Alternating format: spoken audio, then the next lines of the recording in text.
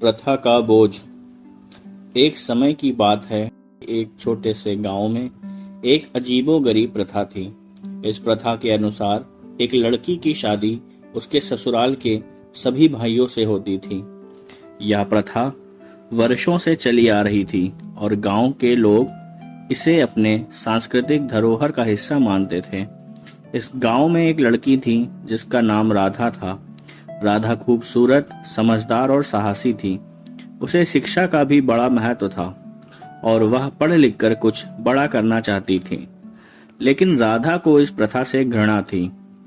उसे यह विचार ही अस्वीकार्य था कि उसे अपने ससुराल के हर भाई के साथ विवाह बंधन में बंधना होगा। परंतु समाज और परिवार के दबाव के चलते उसे यह विवाह करना ही पड़ा। राधा का विवाह पांडे परिवार में हुआ, जिसमें 5 भाई थे। ये पांचों भाई आपस में बहुत मिलजुल कर रहते थे और उनका परिवार गांव में एक सम्मानित परिवार था। विवाह के बाद राधा को 5 भाइयों के साथ संबंध बनाने के लिए मजबूर किया गया। 5 भाइयों में सबसे छोटा भाई रमेश था। रमेश के दिल में राधा के लिए सच्चा प्रेम था। उसे यह प्रथा बिल्कुल भी पसंद नहीं थी और वह चाहता था कि राधा केवल उसकी हो। राधा भी रमेश से गहरा प्रेम करती थी। दोनों अपने जीवन को एक नई दिशा में ले जाना चाहते थे, लेकिन प्रथा और समाज के नियमों ने उन्हें बांध रखा था। राधा की सुहागरात उसके लिए एक कष्टदायक अनुभव था। उसे यह सब बिल्कुल असहनीय लग रहा था। रमेश और राधा ने फैसला किया कि वे भागकर एक नई जिंदगी शुरू करेंगे, जहां इस प्रथा का कोई स्थान नहीं होगा। उन्होंने चुपचाप योजना बनाई और एक रात गांव छोड़ने की तैयारी करी। लेकिन उनकी योजना को सबसे बड़े भाई सुरेश ने सुन लिया। सुरेश को यह बात स्वीकार्य नहीं थी कि राधा केवल रमेश की होकर रहे और गांव की प्रथा टूटे। उसे डर था कि अगर राधा और रमेश भाग गए तो गांव में उनके परिवार की बदनामी होगी। सुरेश ने राधा को मारने की योजना बनाई। एक रात जब सब सो रहे थे, सुरेश ने राधा को मार डाला। उसने यह सोचकर किया कि समाज में उनके परिवार की बदनामी ना हो और यह प्रथा बनी रहे। अगले दिन जब रमेश ने राधा को मृत पाया, उसका दिल टूट गया।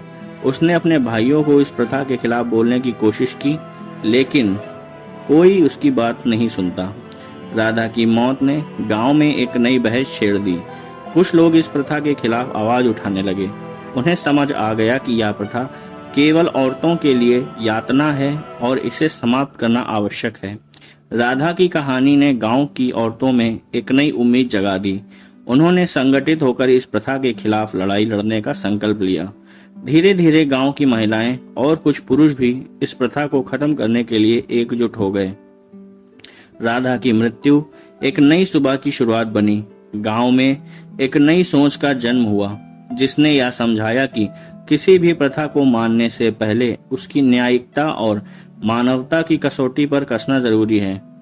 इस प्रकार राधा की कहानी ने गांव में एक नई क्रांति ला दी और यह प्रथा हमेशा के लिए खत्म हो गई।